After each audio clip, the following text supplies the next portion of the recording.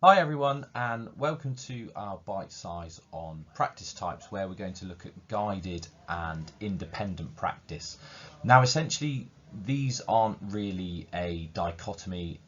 We should be treating movement from guided to independent, or the other way, more as a continuum. Now this will tie in a lot of the elements that we've spoken about in other bite size, in terms of modelling, in terms of scaffolding as well, and thinking about how we actually therefore then move students between these different types of practice, but also the consideration as to when we move students between these different types of practice as well.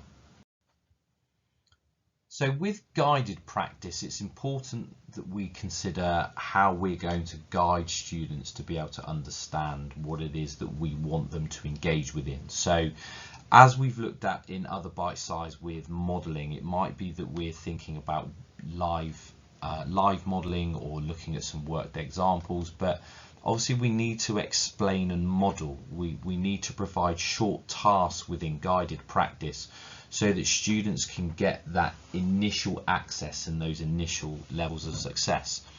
Within guided practice, we're also checking for success, we're checking for error.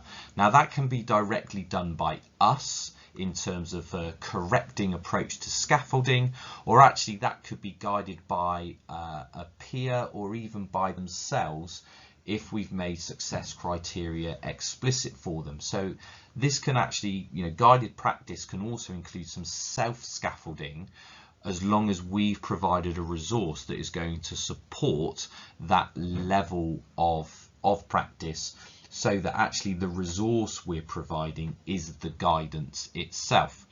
When we've then checked for success or we've checked for error, it might be that we then look to reteach, or it might be that we then look to extend.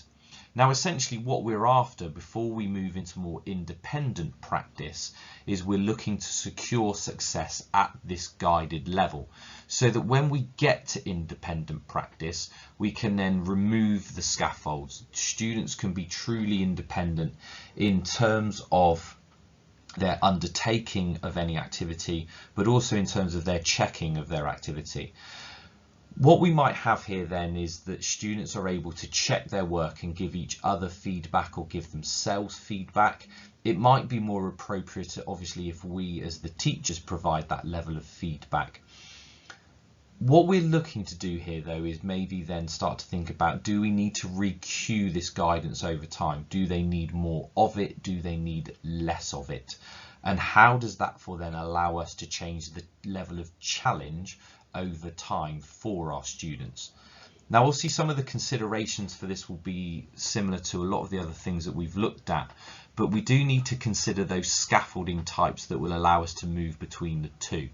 Where do the students start in terms of that scaffolding? Again, who are the students that we can cut away from and leave as independent?